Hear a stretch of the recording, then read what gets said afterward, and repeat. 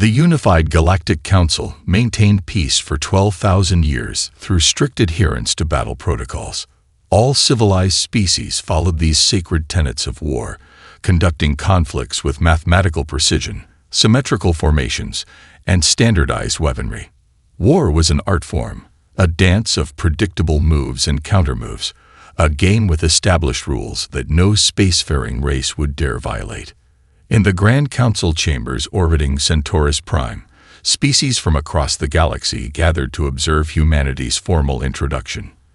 The crystalline walls refracted starlight across the assembly as holographic displays showcased Earth's ships. The alien delegates snickered openly. "This is your battle fleet."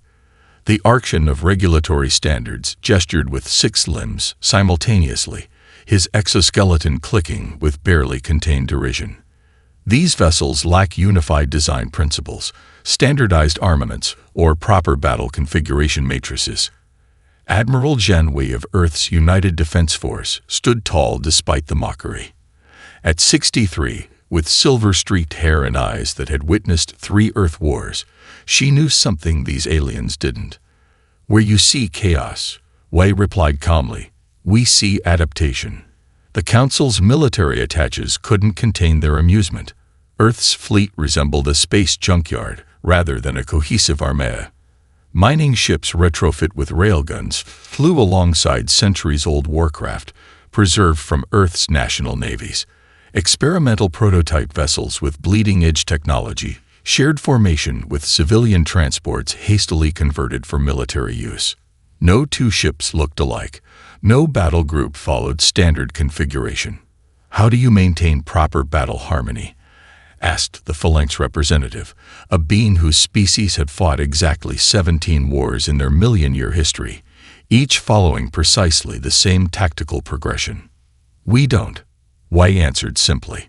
3 weeks after humanity's introduction, the Vex Dominion, a ruthless expansionist empire controlling 17 star systems, declared war on Earth's outer colonies. The announcement came during a minor council session, barely warranting a footnote in galactic affairs. In the officers' lounge overlooking the council docks, the Vex military attaché shared drinks with colleagues from 6 species. "Your Dominion truly intends to engage these humans?" asked the Melosian diplomat, her feathered crest rippling with amusement. "They've established colonies in systems bordering our expansion zone," replied the Vex officer, his tentacles manipulating his drinking apparatus with perfect precision. "Their disorganized presence offends the symmetry. The High Command estimates 3 standard battles before their surrender, perhaps 4 if they're particularly stubborn. Their fleet is certainly an eyesore," agreed a Xorelian observer, "though I find their adaptability concerning." The Vex officer dismissed this with a gesture. Primitives often display such traits before proper civilization takes hold. "We'll correct their erroneous approach to warfare. Our battle computers have simulated all possible scenarios." Across the room, the human diplomatic attaché, Lieutenant Commander Sophia Chin, quietly recorded the conversation. Her report to Earth Command would include a single personal note. "They have no idea what they're in for." On the distant colony of New Horizon, the first Vex battle fleet emerged from hyperspace in perfect formation. 47 vessels arranged in a flawless geometric pattern, their hulls gleaming with identical markings, their weapons systems synchronized to fire in mathematical harmony. Colony Governor Marcus Okafor watched from the command center as the population moved calmly to underground shelters. Unlike the panic that might have gripped earlier generations, these colonists, descendants of Earth's various cultures who had survived climate catastrophes, resource wars, and countless natural disasters, maintained remarkable composure. "Incoming transmission from the Vex command vessel," announced the communications officer. The view screen displayed a Vex commander, his upper tentacles arranged in the formal position denoting military authority. "Human colony designation, New Horizon." The Vex commander began, his translator rendering his harmonics into English. "In accordance with Galactic Protocol Section 12.3, we hereby inform you of our intention to engage in formal conquest. Your defensive capabilities have been precisely measured and found inadequate by a factor of 7.23. We offer standard surrender terms as prescribed by Council regulations. Governor Okafor straightened his jacket before responding. Thank you for your generous offer, Commander. However, we must respectfully decline. The Vex Commander's skin flushed with a purple hue indicating confusion. Your defensive capabilities cannot possibly repel our assault. Our battle computers calculate your defeat within 4.2 hours with 99.7% certainty. Okafor smiled. Well, that's where we differ. You see, we don't trust computers to predict human behavior. Neither should you. The Vex Commander's confusion deepened. This is most irregular. The Galactic standards clearly state. We haven't read your standards, Okafor interrupted. And frankly, we wouldn't follow them if we had. Now, if you'll excuse me, we have a colony to defend. As the communication ended, the colony's defense grid powered up. A patchwork of various Earth nation technologies, locally manufactured weapons, and mining equipment repurposed for war. In geosynchronous orbit, the colony's small defensive fleet moved into position. No formation, no symmetry, no standardization. Just humans preparing to fight in the only way they knew how, creatively, adaptively, and with absolute determination to survive. The Vex Commander, observing this chaotic deployment, felt the first tremor of doubt. These humans were doing everything wrong. Yet somehow, their wrongness seemed purposeful. Little did he know that humanity's disregard for proper warfare would soon shake the foundations of galactic civilization. Commander Elena Rice watched the Vex battle formations through the viewport of her flagship, the repurposed mining vessel Thunderchild. Originally built to crack asteroids for their valuable minerals, the ship now bristled with weaponry never intended in its original blueprints. Her fingers traced the scarred edge of her command console, damage from a pirate encounter that she'd chosen to leave unrepaired as a reminder of adaptability's importance. They're arranging themselves in a perfect hexagonal offensive formation, noted Commander Okonkwo, her XO. His dark eyes narrowed as he studied the tactical display. Straight from page 342 of the Galactic Standard Combat Manual, I'd wager. Reyes nodded, a predatory smile playing across her lips, just as the intelligence briefing predicted. They fight by the book. The Vex vessels gleamed in the light of the distant sun, their hulls identical down to the placement of their weapon ports. Their symmetry was beautiful, their positioning flawless, and utterly predictable. All ships reporting ready, Commander, Lieutenant Park announced from the communication station.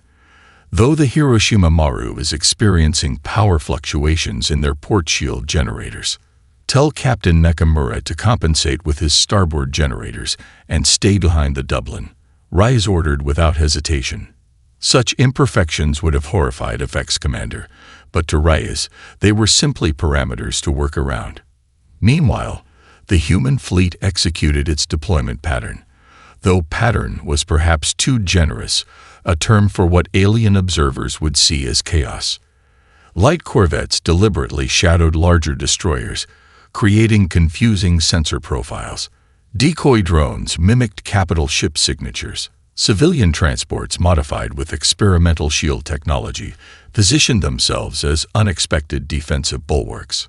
No two ships moved in the same way, creating a constantly shifting, unpredictable formation.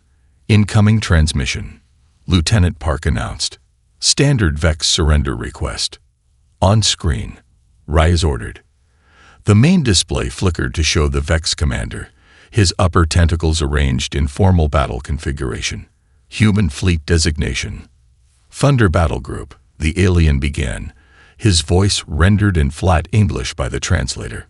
In accordance with Galactic Protocol Section 15.7, we hereby offer you the opportunity for honorable surrender. Our tactical analysis confirms our superiority by a factor of 3.2. The surrender ceremony will commence in exactly 2 standard hours. You will arrange your vessels in the prescribed formation and... Lieutenant Zheng, Rise interrupted, addressing her communications officer with a grin. Do we still have that music file from the Sol Historical Archives? The one we discussed. Zhang's eyes widened, then he broke into a matching grin. Yes, Commander. AC/DC's Thunderstruck, ready to broadcast on all VEX frequencies. Perfect timing. Reyes turned back to the screen. Commander, we've prepared a response to your generous offer. The VEX commander's skin flushed with anticipation, his tentacles shifting to the position indicating acceptance of formal surrender. Let rip, Zhang, Reyes ordered. The opening guitar riff of the ancient Earth song blasted across all VEX communication channels at maximum volume, the aggressive music completely overwhelming their sensitive auditory receptors. Simultaneously, the human fleet accelerated in vectors that no simulation could have predicted, each ship following its own unique course while somehow maintaining a cohesive defense. On the VEX command ship, chaos erupted. The tactical officer monitoring the human response suffered a neurological breakdown as his brain tried to interpret the audio assault as some form of encrypted battle communication. The commander's tentacles flailed in confusion. They're not following proper response protocols. He shrieked to his second-in-command. Where are they going? Why aren't they arranging for surrender? Unknown, Commander. The second responded, his skin paling to anxiety white. Our battle computers cannot predict their movement patterns. There is no discernible formation to analyze. The VEX commander's confusion turned to anger. They mock us with this noise. Target their flagship and fire. The VEX fleet's weapons discharged in perfect synchronization, a beautiful display of coordinated firepower that would have annihilated any conventionally deployed enemy. But the human ships weren't where they were supposed to be. The Thunderchild executed a maneuver that the VEX tactical manual would have classified as suicidal, cutting engines momentarily to drop beneath the incoming fire, then re-engaging with emergency thrust to surge forward at an angle no proper warship would attempt. Damage report. Reyes called as the ship shuddered. Minor hull breach on Deck 7, reported the tactical officer. Automated seals engage. Shield generators at 83% capacity. 2 casualties in engineering, being treated now. Reyes nodded grimly. Return fire, all batteries. Signal the Shen Tao and Gagarin to execute flanking maneuver Delta. The repurposed mining lasers of the Thunderchild lashed out, not in the precise targeting pattern the VEX expected, but in a seemingly random spray that nonetheless found vulnerable points in the enemy formation. Simultaneously, 2 human destroyers broke from the chaotic mass to attack from unexpected angles. In the VEX command center, alarms blared as 3 escorts reported critical damage. Impossible. The commander raged. Their targeting algorithms shouldn't be able to penetrate our shield harmonics. They're not using algorithms, sir, the science officer reported, his voice trembling. They appear to be firing manually. Human gunners are making individual targeting decisions based on visual acquisition. The commander's skin turned the deep blue of existential horror. That's barbaric. No civilized species has used manual targeting in over 8,000 years. As the battle continued, the VEX forces struggled to adapt to human unpredictability. Their formations, designed to counter specific enemy deployments outlined in the Galactic Combat Manual, found themselves facing an enemy that hadn't read the manual and wouldn't have followed it if they had. 4 hours later, the VEX commander stared in disbelief at his tactical display. 5 of his vessels had been disabled, their crews forced to evacuate as human boarding parties seized the ships. The rest of his fleet was in retreat, their perfect formation shattered. How? He whispered to his second. How did they defeat a superior force using inferior technology and improper tactics? The second had no answer. In 12,000 years of galactic history, no one had ever considered that the rules of proper warfare could simply be ignored. As the VEX fleet retreated, Commander Reyes allowed herself a moment of satisfaction before addressing her crew. Well done, everyone. The VEX expected us to fight like them. Their mistake. She turned to her XO. Commander Okonkwo, Prepare a report for Earth Command. I believe we've just proven the effectiveness of the Chaos Doctrine." Okonkwo nodded, adding dryly, "I'm sure the Galactic Council will be most distressed." "Good," replied Reyes with a smile. "Confusion is our ally, and from the looks of it, they're going to be very, very confused." The Battle of Proxima Centauri unfolded under the watchful censors of cloaked Council observation vessels. The monitoring committee had dispatched their finest xenoanthropologists and military analysts to document the human-Vex conflict, ostensibly for academic purposes. The truth, that they feared what they were witnessing, remained classified at the highest levels. "They cannot be serious," muttered senior observer Kovacs, his crystalline sensory appendages vibrating with disbelief as he watched the human vessels maneuver. "That ship is executing a direct ramming vector." His assessment was correct. The UES Bangalore, a converted ice hauler with a reinforced bow, accelerated toward a Vex destroyer, its reinforced prow aimed directly at the alien vessel's shield generators. "Captain Sanjay to all hands," echoed through the human ship. "Brace for impact in 5, 4. The Bangalore struck the Vex shields at a velocity the aliens considered suicidal. The kinetic impact overwhelmed the shield harmonics, creating a momentary failure that the trailing human vessels exploited with concentrated fire. Elsewhere in the battle, civilian mining ships converted into carriers released swarms of fighter craft from unexpected vectors, their attack patterns seemingly random yet devastatingly effective. The smaller craft darted between Vex targeting algorithms, exploiting the gaps in alien logic that couldn't conceive of such tactically unsound maneuvers. Aboard the Thunderchild, alarms blared as a Vex plasma lance struck their primary weapons array. "Main cannon offline," shouted Lieutenant Rodriguez from Tactical. "Direct hit to fire control systems." Commander Reyes remained calm. "Damage control teams to Section 4. Reroute auxiliary power to secondary weapons." "Commander," came Chief Engineer Takahashi's voice over the comm. "Don't write off the main cannon yet. Give me 15 minutes. "The battle could be over in 15 minutes, Chief," Reyes replied. "Then I'll do it in 10, Takahashi countered. In the engineering section, Midori Takahashi, a wiry woman whose ancestors had salvaged tsunami debris in Japan for generations, directed her team with rapid-fire precision. Her grandfather's voice echoed in her memory. "Nothing is ever truly broken, Midori-chan. Only waiting for new purpose. Kumiko, reroute the primary coolant lines through the backup system," she ordered, her hands already deep in the exposed circuitry of a control panel. "Javier, I need the industrial laser's power coupling disconnected from its safety interlocks." "But Chief," protested Ensign Williams, "the mining laser isn't rated for weapon use. Its targeting systems are designed for mineral extraction, not combat." Takahashi grinned as sparks showered around her. "Good thing I never read manuals then. Hand me that spanner." 10 minutes and 37 seconds later, Takahashi's voice returned to the bridge. "Commander, main weapons are reconfigured. I've repurposed the industrial mining laser. It's not pretty, but it'll hit hard."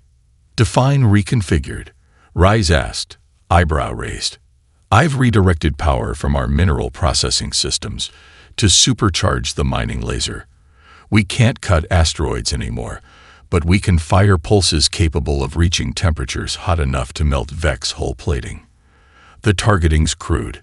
It'll be like shooting a shotgun instead of a rifle, but at close range." Reyes smiled. "Crude is exactly what we need right now, Chief." She turned to Tactical. "Lieutenant Rodriguez, bring us alongside that Vex cruiser at coordinates 227 Mark 43. Chief Takahashi has a surprise for them." The Thunderchild swung through the chaos of battle, its improvised weapon system charging. When it fired, the beam wasn't the precise surgical strike that characterized Vex weapons. Instead, it was a roiling surge of superheated energy that washed over the enemy vessel's hull, melting communication arrays and weapon emplacements indiscriminately. It worked. Takahashi's jubilant voice filled the bridge. And I've got another idea. If we angle toward that asteroid field, we can superheat the smaller fragments and essentially create a debris weapon. Across the battlefield, the Vex tactical computers struggled to predict human movements. Their advanced algorithms, designed to counter established strategies from 12 millennia of galactic warfare, found no patterns to analyze, no logic to counter. Each human ship operated independently yet somehow maintained a cohesive defense that constantly shifted and adapted. But the most shocking moment for the Council observers came when 5 human assault shuttles attached themselves to a damaged Vex cruiser, cutting through the hull with industrial mining tools repurposed as breaching devices. They're boarding the vessel, observer Kolvax reported, his voice hollow with disbelief. They're not allowing it honorable destruction. Lieutenant Jamal Kamal led the first boarding team into the Vex cruiser's symmetric virtue, his squad equipped with magnetic boots to navigate the alien gravity and atmosphere scrubbers to filter the slightly toxic Vex air. "Remember, people," he said through his tactical comm, "we're here to capture, not destroy. These ships are worth more to us intact." The Marines moved through alien corridors, engaging Vex security forces in close-quarters combat. The aliens, evolved for precision warfare at a distance, found themselves outmatched by humans trained in the brutal intimacy of room-by-room fighting. "Command, this is Kama," the lieutenant reported, blood streaming from a wound on his forehead as his tech specialist worked to interface with Vex systems. "We've secured the primary control node. Beginning system access now." On the grainy helmet cam footage transmitted to Earth Command, Specialist Chen could be seen attaching improvised adapters to Vex control surfaces. Their interfaces are designed for tentacle appendages, Kamau explained, applying a field dressing to his wound. "But we got something better than tentacles. We've got duct tape and determination." Chen looked up from her work, a triumphant grin on her face. "I'm in. Their system's architecture is actually pretty logical once you get past the bioneural interfaces. I'm rerouting life support control to our tablets now." Within hours, the human boarding teams had secured 3 Vex vessels intact, an unprecedented humiliation that sent shockwaves through the Dominion. No species in recorded history had ever captured Vex ships rather than destroying them. The concept violated every principle of honorable warfare. As the battle concluded, the Council observation vessel prepared its report. The senior analyst, a Malaysian with centuries of military experience, struggled to find words for what they had witnessed. The humans displayed no adherence to established protocols. He finally dictated. They modify their technology during combat. They deliberately employ asymmetrical tactics. Most disturbing of all, they salvage and repurpose enemy resources mid-battle. "Your recommendation?" asked the mission commander. The analyst's plumage flattened in grave concern. "Immediate comprehensive assessment of the human threat potential. They are not fighting a war as we understand it. They are solving problems, and their solutions may prove dangerous to galactic stability." Aboard the Thunderchild, Commander Reyes received the battle reports with grim satisfaction. 3 Vex vessels captured intact, 5 destroyed. The remainder retreated. Human casualties, significant but acceptable. "Send word to Earth Command," she instructed her communications officer. "Proxima Centauri secure. Captured Vex technology being analyzed. Request engineering teams for immediate reverse engineering efforts." "The Council observers think they're being stealthy," Commander Okonkwo noted quietly. "Should we acknowledge their presence?" Ray shook her head. "Let them watch. Let them report back what they've seen. Fear can be as effective a weapon as any cannon." She looked out at the starfield, now clear of enemy ships. "The galaxy has existed in stasis for 12,000 years, Commander. They've forgotten what true adaptation looks like. We're about to remind them." The Galactic Council convened an emergency session in their orbital capital above Centaurus Prime. The massive chamber, designed to accommodate representatives from 300 species, hummed with uneasy conversation. The curved walls, composed of living crystal that responded to emotional currents, had darkened to a deep indigo, reflecting the collective anxiety that permeated the assembly. Supreme Communicator Zixelmine, the Vex ambassador, entered with his tentacles writhing in barely contained agitation. His skin flushed with the deep purple of humiliation as he took the speaker's podium. "Esteemed colleagues," he began, his translator rendering his harmonics into the Council's common language. "The Vex Dominion formally requests the censure of humanity for barbaric tactics unbecoming of a spacefaring species." The chamber erupted in overlapping voices and discordant sounds as various species reacted. The council speaker, an ancient phalanx whose exoskeleton bore the ceremonial markings of 1,000 mediated conflicts, raised his primary limbs for silence. "These are serious accusations, Ambassador," the speaker noted. "The Council has reviewed the preliminary reports from our observation vessels. We will now examine the evidence directly." The central holographic display activated, showing battle footage from Proxima Centauri. The Council members watched in growing discomfort as human vessels executed maneuvers that violated every principle of proper space combat. Particular murmurs arose at footage of the human vessel Rickenbacker deliberately venting plasma from its damaged engines to create a blinding cloud that confused Vex targeting systems. "They modified their ships during combat," reported the Phalanx military observer, his exoskeleton clicking nervously.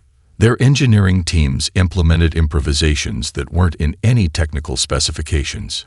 The display shifted to show human boarding parties cutting into Vex vessels. "This is perhaps the most egregious violation," Zixelmine continued, gesturing with agitated tentacles. "Not only did they refuse to allow our damaged vessels honorable destruction, but they boarded them with primitive cutting tools and captured them intact." "Is this not efficient resource management?" asked the representative from the Turellian Collective, a pragmatic species of silicon-based lifeforms. "The capture of functional technology seems logical." "It is sacrilege," Zixelmine retorted. "No civilized species violates another's vessels in such a manner. It is an obscenity against the proper conduct of warfare." The most disturbing footage came last, showing humanity's integration of captured Vex technology into their own ships within days of the battle. "Their engineers dismantled our sacred designs." Zixelmine's voice trembled with outrage. "They reconfigured our harmonious systems to interface with their primitive technology. They committed technological blasphemy." As the evidence presentation concluded, an unexpected voice cut through the chamber. Ambassador Tuval of the Xorelian Ascendancy, whose crystalline form shimmered with the accumulated wisdom of a million-year civilization, rose from her seat. Tuval's species had survived countless wars over their immense history, and her voice carried the weight of this perspective. "You misunderstand the fundamental threat," she said, her translator conveying the gravity in her harmonic voice. The chamber fell silent. When Xorelian spoke in council, even the most obstinate representatives listened. "What do you mean, Ambassador Tuval?" asked the council speaker. Tuval moved to the center of the chamber, her crystalline appendages catching the light. "For 12 millennia, the galaxy has conducted warfare according to established protocols. We fight with honor, with predictability, with mutually understood limitations. This has allowed civilization to continue despite conflicts." She gestured toward the frozen image of a human boarding party jury-rigging a connection to Vex systems. "These humans are not fighting according to doctrine or honor," she continued. "They're fighting to win. And that makes them unlike any species we've encountered in 12 millennia." The chamber erupted in concerned murmurs. The Melosian representative raised a feathered appendage. "Surely all species fight to win, Ambassador." "No," Tuval replied simply. "We fight to establish dominance within agreed parameters. Victory comes through superior application of established principles. But these humans," she shook her crystalline head, "they refuse to acknowledge the parameters." The Council's Strategic Assessment Director, a hive-mind entity composed of 20 synchronized bodies, stepped forward. "Our preliminary analysis supports Ambassador Tuval's assessment." Human military doctrine, if it can be called doctrine, appears to prioritize practical outcomes over procedural correctness.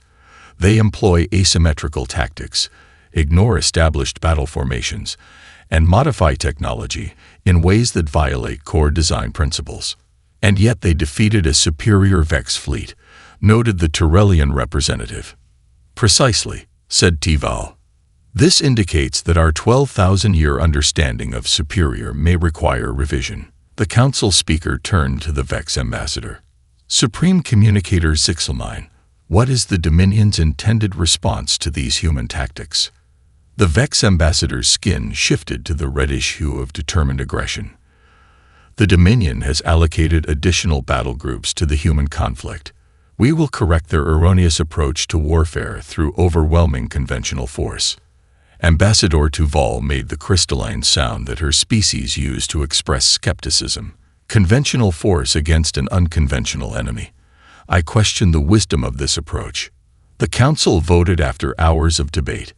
They would send additional observers to monitor the human-Vex conflict, ostensibly for academic and diplomatic purposes, but the classified directive attached to the mission revealed their true purpose: comprehensive containment assessment for the entire human race. As the session concluded, the human representative to the Council, Ambassador Olivia Chen, was finally permitted to speak. She had observed the proceedings with careful attention, saying nothing as the various species debated humanity's barbarism. The Council has expressed concern about human military practices, she acknowledged, her calm voice betraying no emotion. We understand these concerns. However, I must clarify one fundamental misunderstanding. She looked directly at the Vex ambassador. You believe we're breaking your rules out of ignorance or barbarism. The truth is simpler. We assessed your rules and found them inefficient. Humanity has survived thousands of years of our own conflicts by continuously adapting. We didn't arrive at our current approach through lack of civilization. We arrived here because rigid doctrine leads to extinction. The chamber fell silent as she continued. Earth history is filled with empires that fell because they couldn't adapt. Armies that lost because they fought according to outdated rules. Species that vanished because they couldn't change when circumstances demanded it.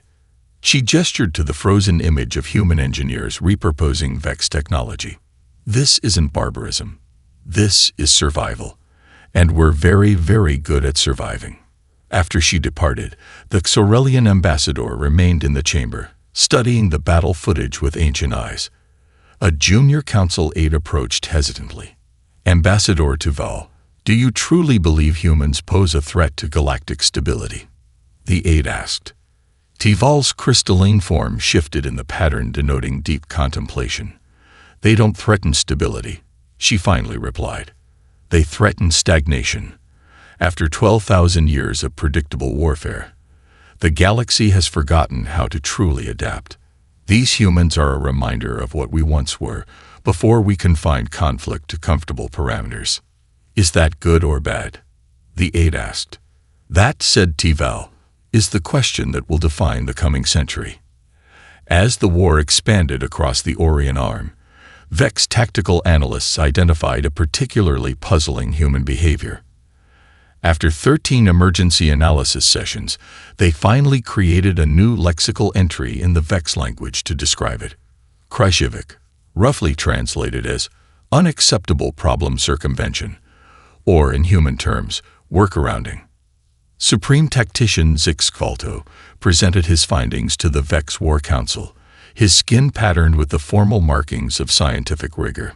When faced with a technical limitation or impossibility, he explained, gesturing to holographic battle recordings, humans simply refuse to acknowledge the obstacle. Clarify, ordered the war prelate.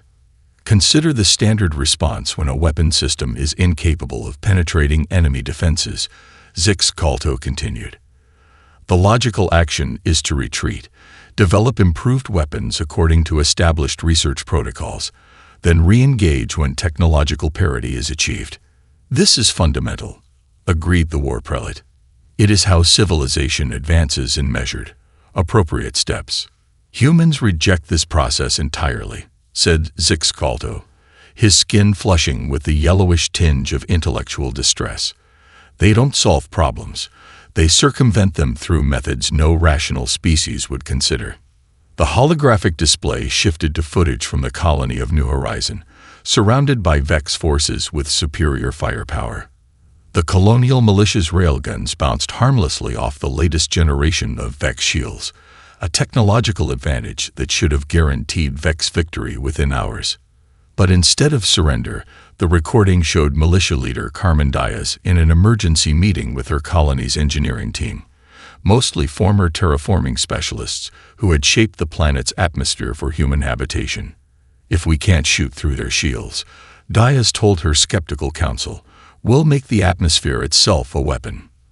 The footage showed New Horizons engineers repurposing the colony's atmospheric processors, designed to generate breathable air, to create localized lightning storms above Vex positions.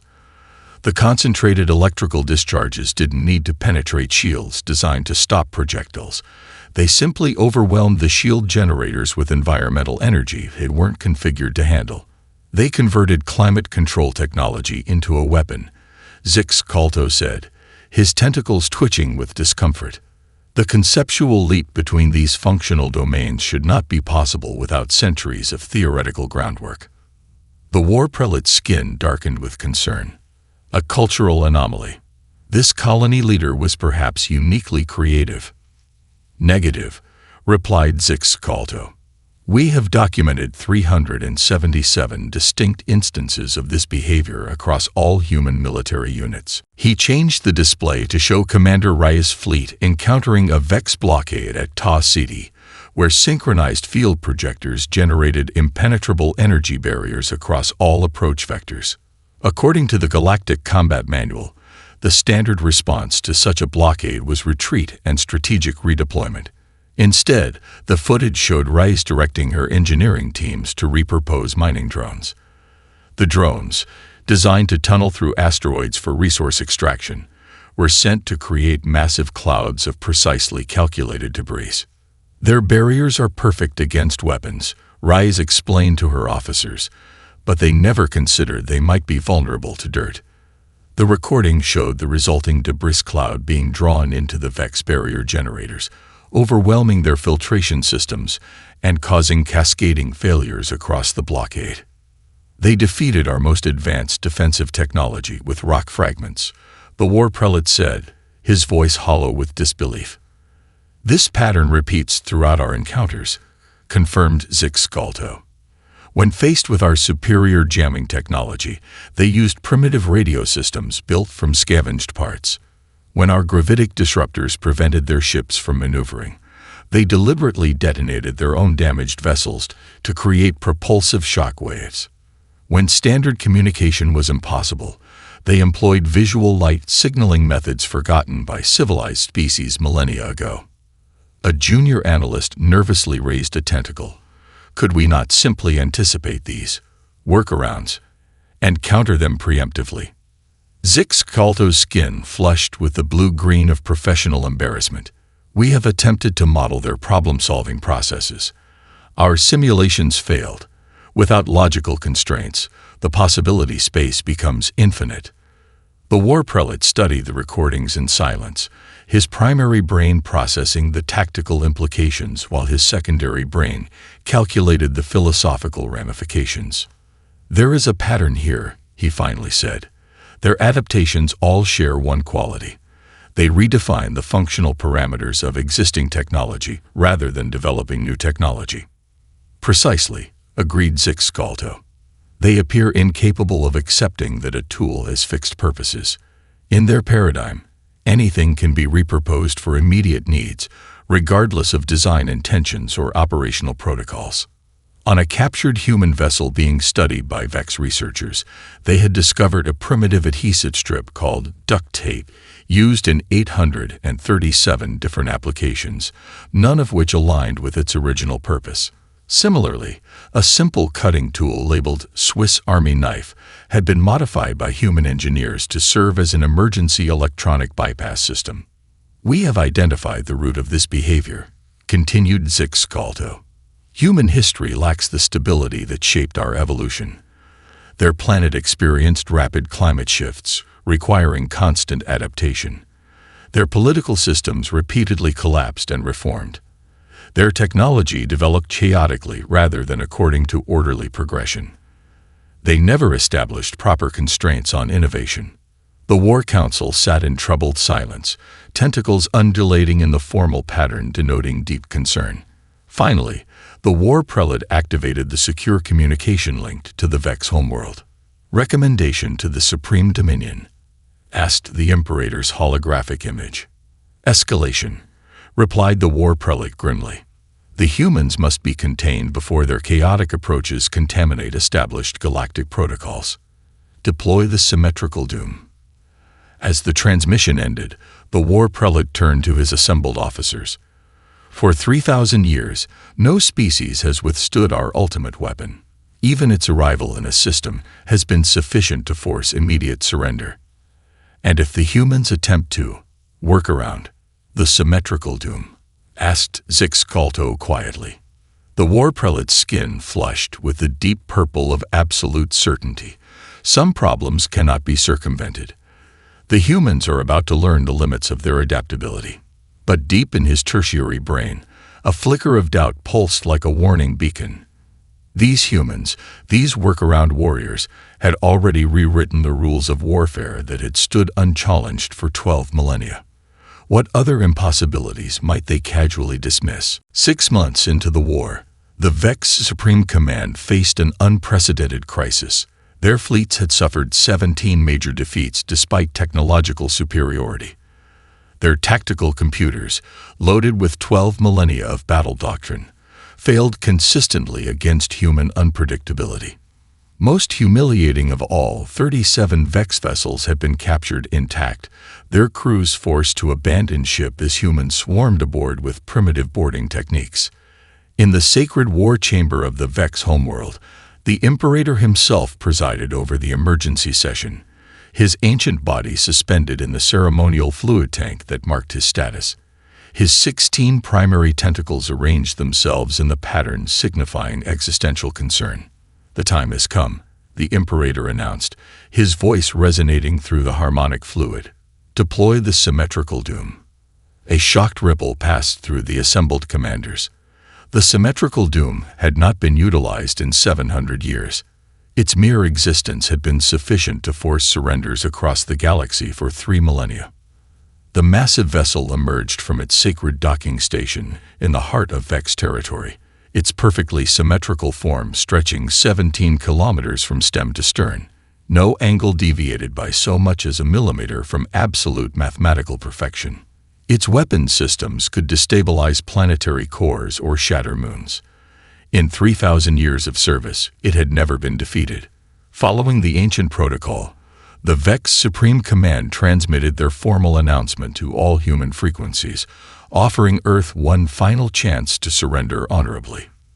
The message included the precise coordinates where the symmetrical doom would first manifest in the Sol system, the exact time of its arrival, and a detailed timetable for Earth's capitulation ceremony. The response came not from the expected diplomatic channels, but from Admiral Genwei of the Chinese Space Force, commanding Earth's orbital defense platforms. Her weathered face showed no emotion as she addressed the Vex Supreme Commander. "We thank you for this advance notice of your superweapons deployment," she transmitted formally. "We've prepared a special greeting in return. We look forward to your arrival at the specified coordinates." The Vex commanders were confused by this response. According to the Galactic Combat Manual, the proper reaction to the symmetrical doom's deployment was either immediate surrender or dignified acceptance of annihilation. The human response fit neither category. Even more puzzling, long-range sensors showed the human fleet retreating from Jupiter's orbit, abandoning the gas giant's strategic position without firing a shot. This seemed to confirm humanity's acceptance of defeat, yet the transmission from Admiral Wei suggested otherwise. "A psychological ploy to maintain their dignity," suggested the Vex fleet commander. "They know defeat is inevitable, but wish to appear defiant." The symmetrical doom arrived precisely on schedule, emerging from hyperspace at the designated coordinates near Jupiter's orbit. Its magnificent form, gleaming in the distant sunlight, had inspired terror across 1,000 worlds. But as the great vessel's sensors swept the surrounding space, they detected thousands of unidentified objects scattered throughout the debris field of the gas giant's rings. Before the Vex commanders could complete their analysis, a transmission burst arrived from Admiral Way. "Welcome to Jupiter. You've just entered the largest minefield in human history." Too late, the Vex realized humans had spent weeks seeding the approach vector with nuclear mines disguised as natural space debris, a tactic explicitly forbidden by Section 5.37 of the Galactic Rules of Engagement. The first detonations cascaded into a synchronized wave of nuclear fire that overwhelmed the symmetrical doom's forward shields, creating a temporarily blind spot in its otherwise perfect defenses. "Impossible," cried the Vex commander as alarms blared throughout the massive vessel. "They knew our exact arrival coordinates because we provided them in our formal notice, but no species would violate the sacred protocols of honorable engagement. Human vessels approaching from multiple vectors," reported the tactical officer, his skin pale with shock. They were not retreating. They were concealing themselves behind Jupiter's moons. The most horrifying moment for the Vex crew came when specialized human boarding craft, painted with grinning shark mouths and propelled by engines salvaged from earlier Vex encounters, attached themselves to the damaged sections of the symmetrical doom. Within hours, Earth Marines from a dozen nations swarmed aboard, fighting deck by deck, section by section. Captain Maya Rodriguez led the final assault on the bridge, her power armor decorated with trophies from previous Vex encounters. The helmet cam footage transmitted to Earth Command showed her team breaching the command center, their adapted weapons firing electromagnetic pulses calibrated specifically to disrupt Vex neural systems without damaging critical controls. "We're not just taking your ship," she transmitted to all frequencies as her team secured the bridge. "We're taking your impossibility." For the first time in galactic history, a civilization's ultimate weapon was captured rather than destroyed, an act of dishonor so profound that it violated the foundational principles of warfare. The Vex Supreme Commander, following ancient tradition, committed ritual suicide by dissolving his consciousness matrix rather than face the shame of capture. News of the symmetrical doom's capture spread across the galaxy at superluminal speeds. The supposedly invincible vessel, the most powerful weapon in known space, had fallen to a species that had achieved interstellar travel less than a century ago. In the Galactic Council chambers, the emergency session lasted for 7 consecutive days. The most pressing concern wasn't the victory itself, but how it had been achieved. They deliberately exploited our adherence to protocol, the Vex ambassador explained, his tentacles limp with humiliation. "We provided our arrival coordinates as required by the rules of engagement, and they used this information to prepare their ambush." "This is unprecedented," stated the council speaker. "No species has ever violated Section 5.37. Ambassador Tival of the Xorelian Ascendancy rose to address the council. "No species before has recognized that rules of warfare are merely consensual agreements, not universal laws. The humans simply withdrew their consent." "But without rules, what remains of civilization?" asked the Melosian representative. "Perhaps this is the fundamental question the humans force us to confront," Tival replied. "We have maintained stability through predictability for 12 millennia. But at what cost to our adaptability? On Earth, the images of human Marines raising their nation's flags aboard the captured symmetrical doom adorned every news outlet. In a globally broadcast address, Admiral Wei spoke to a jubilant population. "Today we have proven that humanity's greatest weapon isn't our technology or our military might," she declared. "It's our refusal to accept limitations imposed by others." The Vex believed their ship was invincible because for 3,000 years, everyone agreed to treat it as invincible. We simply disagreed. As Earth celebrated, Teams of human engineers began the process of understanding the captured vessel's systems. The symmetrical doom, the ultimate expression of Vex technological philosophy, now rested in the hands of a species that had never encountered a technology they didn't immediately seek to modify, improve, or repurpose. Deep in the Vex homeworld, the Imperator convened his innermost council. For the first time in 2,000 years, the fluid in his ceremonial tank shifted to the color of fundamental uncertainty. "We must sue for peace," he announced, his harmonics wavering with the unfamiliar resonance of defeat, "before they complete their analysis of the symmetrical doom." "And if they refuse our peace offerings?" asked the war prelate. The Imperator's fluid darkened further. "Then we face a species that captures what cannot be captured, defeats what cannot be defeated, and breaks rules they never agreed to follow. May the symmetry have mercy on us all." With the symmetrical doom captured, humanity demonstrated perhaps their most frightening trait: their speed of innovation. The massive Vex vessel, designed over thousands of years according to immutable mathematical principles, was now swarming with human engineers who regarded its perfect systems as merely starting points for improvement. In the Jupiter shipyards, hastily expanded to accommodate the 17-kilometer vessel, Dr. Kwame Nkrumah led the reverse engineering team. The brilliant physicist whose theories on quantum harmonics had been dismissed as dangerously heterodox by academic peers, Nkrumah found vindication in the Vex technology. "Their approach to energy distribution is elegant," he explained during a classified briefing to Earth's United Military Command, "but fundamentally limited by their obsession with symmetry."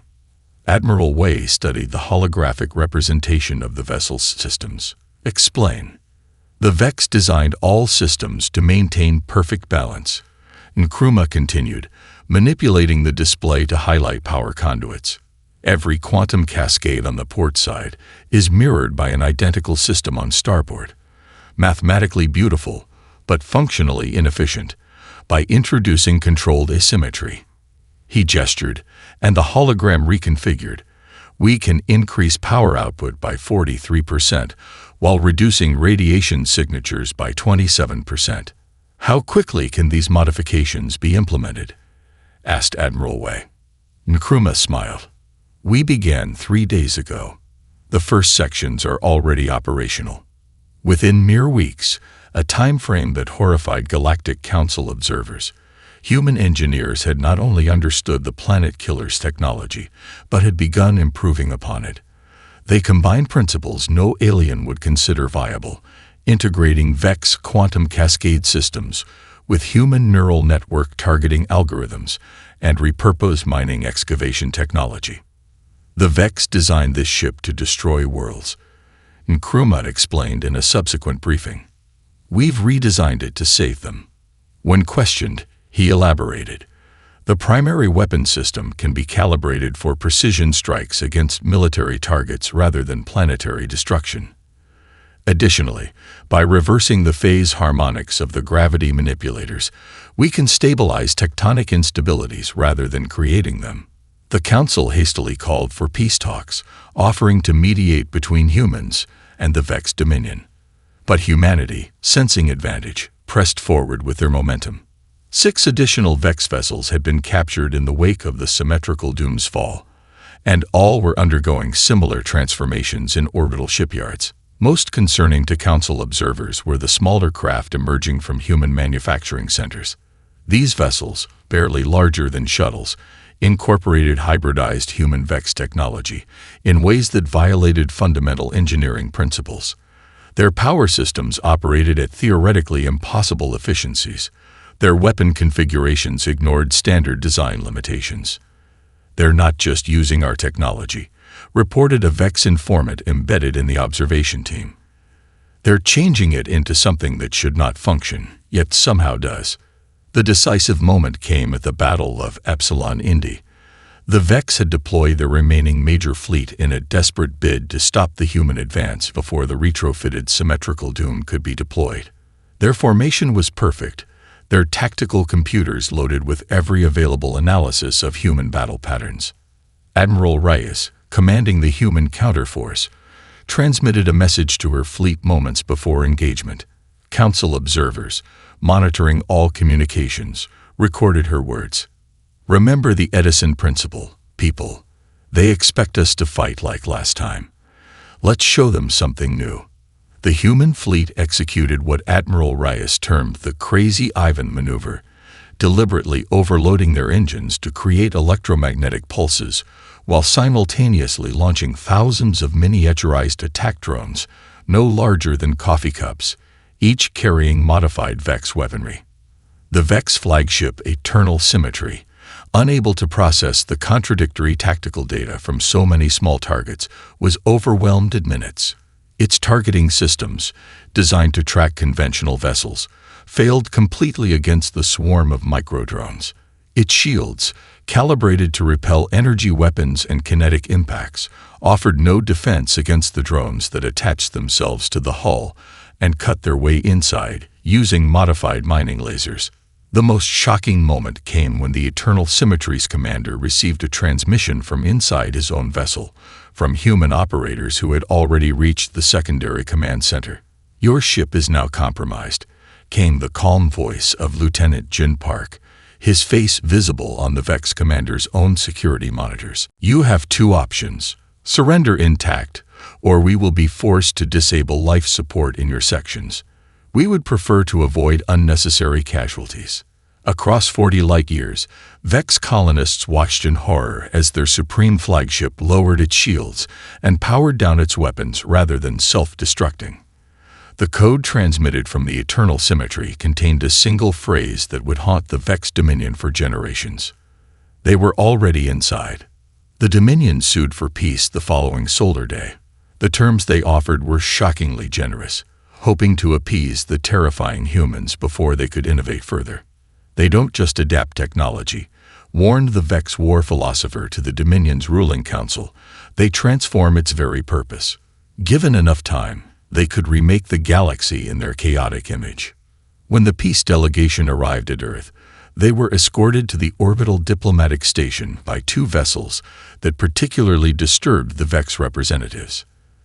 The ships, named Edison and Tesla in human language, were clearly built around Vex power cores, but their configurations violated every principle of proper engineering. Asymmetrical protrusions housed weapon systems of unclear purpose. Their hull materials incorporated elements no Vex shipwright would consider compatible. "How can these vessels function?" asked the lead Vex diplomat of his human escort. "Their design contradicts fundamental harmonic principles." Commander Sarah Chen, their diplomatic liaison, smiled. "That's the beauty of human engineering, Ambassador. We don't believe in fundamental limitations, only in challenges to overcome."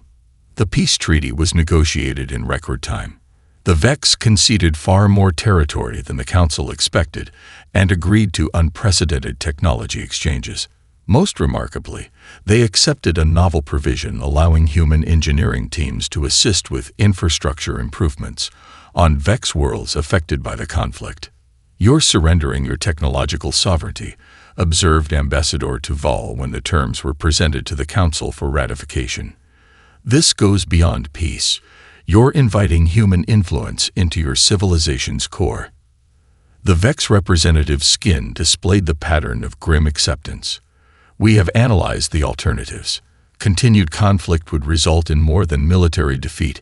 It would lead to the comprehensive dismantling of our technological paradigm. At least this way, we control the pace of integration." As the treaty was formally ratified, human engineers across Earth's colonies continued their work. The hybrid technologies developed during the war were already being adapted for civilian purposes.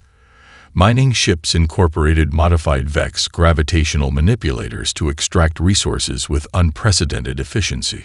Medical facilities utilize repurposed quantum harmonics to heal injuries once considered untreatable. Most significantly, the symmetrical Doom, renamed Prometheus in human records, prepared for its first mission under Earth control, the stabilization of a colony world experiencing catastrophic tectonic activity. The vessel, designed as the ultimate weapon of destruction, would now preserve a planet's viability for life. In his laboratory aboard the vessel, Dr. Nkrumah monitored the final calibrations, a satisfied smile on his face. The Vex believed their defeat was military, he commented to his assistant. They don't yet understand that the real battle was philosophical. They built the perfect weapon according to their immutable principles. We showed them that nothing is immutable. He gestured toward the transformed command center, where human operators worked alongside holographic displays derived from Vex technology, but reconfigured in ways no Vex engineer would recognize. That's humanity's true strength, he continued. Not our weapons or our tactics, but our fundamental belief that anything can be improved, adapted, transformed. There are no perfect systems, only systems waiting for the next iteration. As the Prometheus prepared to depart, the Galactic Council's observation team transmitted their final assessment to Centaurus Prime. The military conflict has concluded, but the real challenge is just beginning. Human innovation represents a force more disruptive than any weapon. It challenges the very foundations of our technological stasis. The galaxy has maintained equilibrium for 12 millennia. The humans have upset this balance, not through conquest, but through something far more dangerous: progress. 5 years after the end of the Human-Vex War, the Galactic Council had fundamentally transformed. The Grand Chamber that had maintained unchanging protocols for 12 millennia now hummed with unfamiliar energy. New voices echoed through the crystalline walls. New ideas challenged ancient assumptions. Human representatives now sat on the military advisory board, despite vehement protests from traditionalist species. Admiral Elena Reyes, her dress uniform now bearing the scars and honors of a dozen improbable victories, stood before the full council assembly to address growing concerns about human military expansion. Behind her, through the chamber's transparent dome, Earth ships of countless designs docked at the council station, each unique, each defying standardization, each capable of being retrofitted for defense within hours. Esteemed representatives, Rise began, her voice carrying easily through the vast space. I understand your concerns about humanity's growing influence. Our methods seem chaotic to species accustomed to 12 millennia of predictability. The council speaker, a new phalanx who had replaced his predecessor after the political fallout of the war, raised a formal appendage. Admiral Rice, the council recognizes humanity's military achievements. However, many members fear your species' underlying philosophy poses an existential threat to galactic stability. Rice nodded in acknowledgement. Change always appears threatening to systems built on stasis. But consider the evidence of the past 5 years. Have we used our capabilities for conquest? Have we imposed our will on unwilling worlds? Not directly, admitted the speaker. However, your technological modifications spread like a contagion. 47 species have now adopted human-style adaptive engineering principles.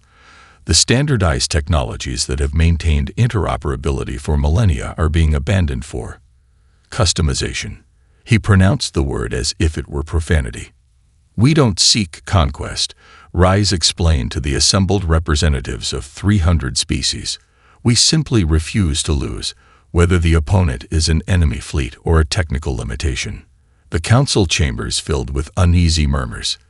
The ancient Sorelian elder, Ambassador Tuval, raised the question that had troubled the galaxy since humanity's emergence.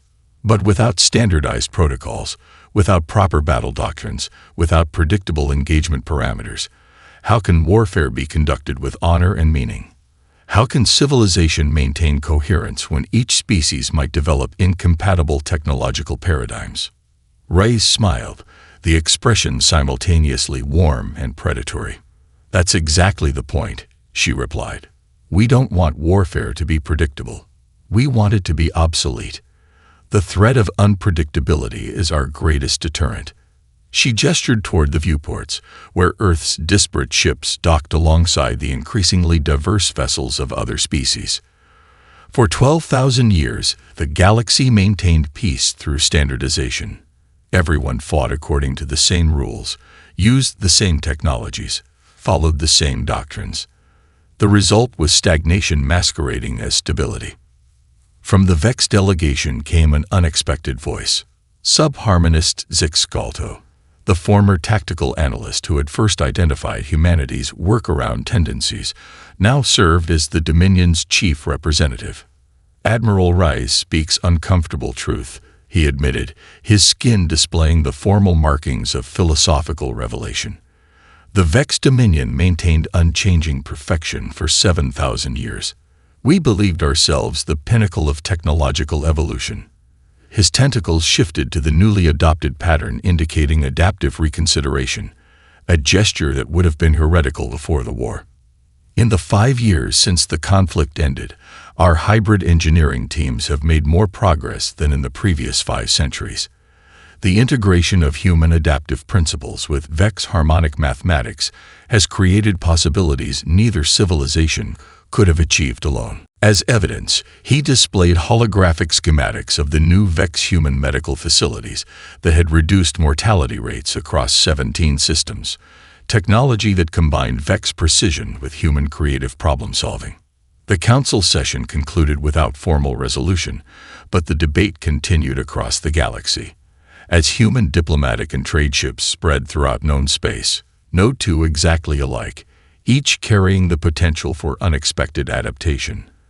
Other species began to understand the profound truth. Humanity's greatest weapon wasn't their technology or tactics, but their fundamental refusal to accept limitations. In the prestigious Vex Academy of Mathematical Perfection, once the most conservative institution in the Dominion, a radical transformation had occurred. Young Vex students now studied human engineering principles alongside traditional harmonic mathematics. The controversial course, Functional Asymmetry in Adaptive Systems, had a 3-year waiting list. On the Melosian homeworld, where ritual combat had remained unchanged for 6,000 years, the younger generation now practiced what they called human-style tactical exercises, emphasizing unpredictability over formal patterns. The elders watched with mingled horror and fascination as their society's foundational principles evolved for the first time in recorded history. In the Council Library on Centaurus Prime, the most significant change could be found in the military archives. For 12 millennia, the Galactic Combat Manual had served as the unchanging Bible of warfare. Now, a new section appeared, constantly expanding and updating, labeled Adaptive Tactical Principles. The Human Paradigm. The Unorthodox Armada had changed galactic warfare forever, not by winning battles, but by breaking the very concept of what battle could be. The rigid standards that had maintained stagnant peace for millennia were giving way to something more chaotic, but potentially more vibrant. In academies across the galaxy, military students now studied human unpredictability alongside traditional doctrines, while engineers cautiously began experimenting with human-style adaptations. And in distant reaches of unexplored space, rumors of Earth's victory spread to other aggressive empires, along with the warning, beware the humans. They don't fight fair. They fight to win. Perhaps the most profound change came 6 years after the war's end, when the Galactic Council faced its first external threat in 7,000 years. A previously unknown species from beyond the galactic rim launched a devastating attack against the Xorelian frontier worlds, using technology that bypassed standard defenses. The Council's traditional response, deploying standardized fleets according to the combat manual, failed catastrophically. In desperation, they turned to the human delegation. Admiral Wei, now serving as Earth's primary representative, studied the attack patterns and smiled the same smile that had unnerved the Vex years earlier. They're expecting you to follow your own rules, she observed. Let's show them something unexpected. The combined fleet that responded to the invaders bore little resemblance to the perfect formations of previous millennia. Human vessels flew alongside Vex ships that had abandoned perfect symmetry. Melosian cruisers adapted mining technology as offensive weapons. Even the conservative phalanx contributed vessels with experimental configurations. When the invaders encountered this chaotic, adaptive force, their advance faltered, then collapsed entirely. They had prepared for the Galactic Council they had studied from afar. Predictable, standardized, bound by 12,000 years of unchanging doctrine. They found instead a galaxy learning the human art of reinvention. As the celebrating crews returned to Council space, a Vex commander transmitted to his human counterpart, "Perhaps your greatest gift to the galaxy wasn't victory, but the understanding that rules are tools, not chains. Each time we break free of unnecessary limitations, we expand what's possible." Admiral Y's response was recorded in the new, constantly updating Galactic Combat Manual. "The most dangerous prison is the one you don't realize you're in. For 12,000 years, the galaxy imprisoned itself in comfortable predictability. Humanity didn't free you.